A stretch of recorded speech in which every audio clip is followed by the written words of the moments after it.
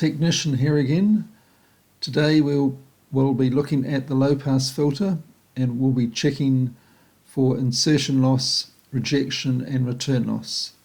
The instruments used will be the Siglent SSA3021X spectrum analyzer with the Easy Spectrum software, the return loss bridge and miscellaneous SMA cables, attenuators and adapters.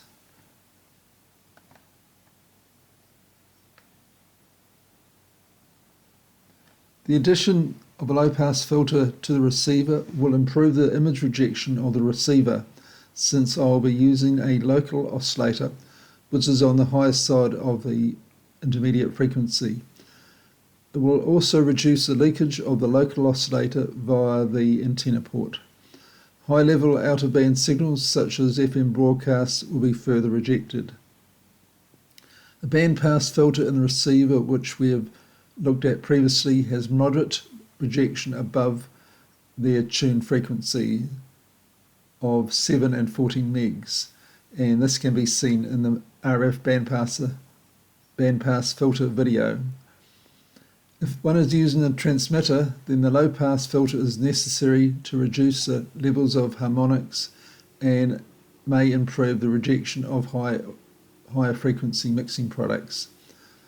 I have chosen the Chebyshev with a zero filter, which gives superior rejection compared to a standard low-pass filter. The middle inductor has a parallel capacitor across it to create a notch. Information can be found on the GQRP website and also the ARRL.org website if you look for W3NQN filters. The TON software site has software called ALSI, which is very useful for analysing filters. There is a limited version and also a paid-up version as well. I have bought NPL COG capacitors in the values I needed for this board and built the filters on an unetched copper PCB. I have used two relays to perform switching between the 14 and 7 MHz bands. The toroids are wound on T37/6 iron powder cores, which are suitable for up to 5 to 10 watts transmitter power. The picture shown on the screen shows a test setup for measuring loss and rejection. I set the unit up without the low-pass filter. I have a coaxial link. I then normalise the trace to the top of the screen and then insert the filter, and then we can look at the filter rejection first on the 7 MHz band and also on the 14 MHz band.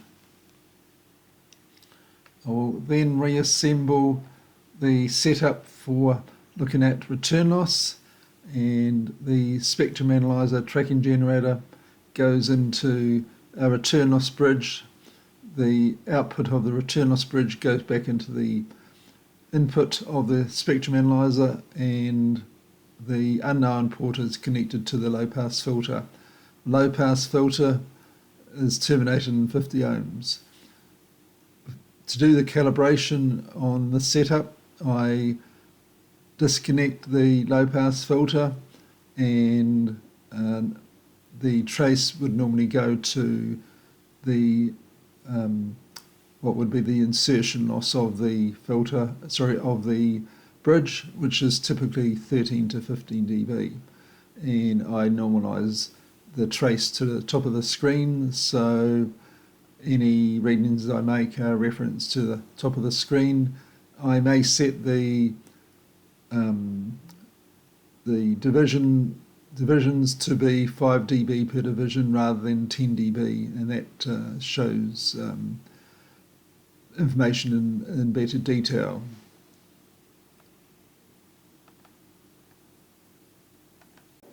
This is the test on the insertion loss of the filters. This is the 7 meg filter. The vertical divisions are 10 megahertz per division. So at 7 megs, 7.3 megahertz, the loss is approximately 0.4 dB, and at 14 megs, where marker 2 is, the loss is in the vicinity of 60 dB.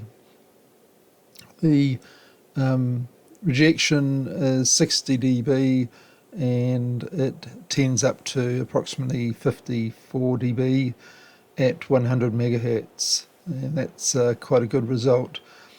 Typically for a normal 3-section low-pass filter, the harmonic rejection at 14 megahertz would be in the vicinity of 45 dB, and this is approaching 60, so definitely worth the effort of building a CWAZ filter. So I'll switch over to 14 megahertz and we'll look at that filter.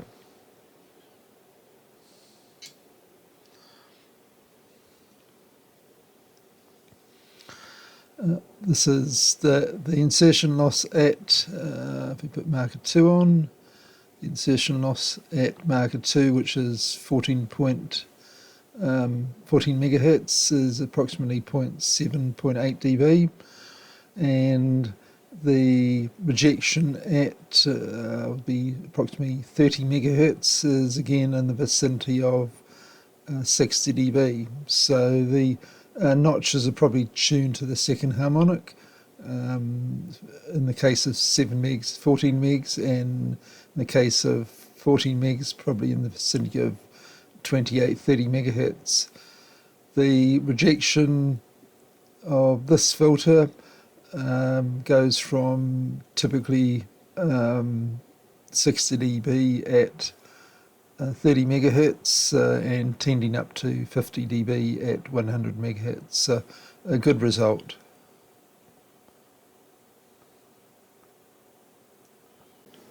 This is the test for return loss. I'm looking at the 7 meg filter. The return loss in the area around 7.0 to 7.3 megahertz is approximately 25 dB return loss, which is a good figure. I will now switch over to the 14 meg filter and we'll look at the return loss. The return loss here is approximately 15 dB return loss. I had to adjust the filter further to optimize the return loss.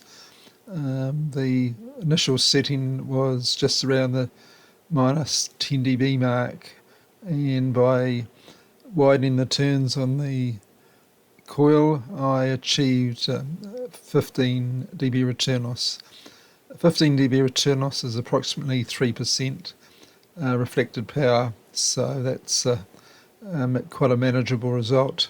I suspect the insertion loss has probably dropped at that frequency as well, as part of the insertion loss figure would have been due to the higher return loss figure.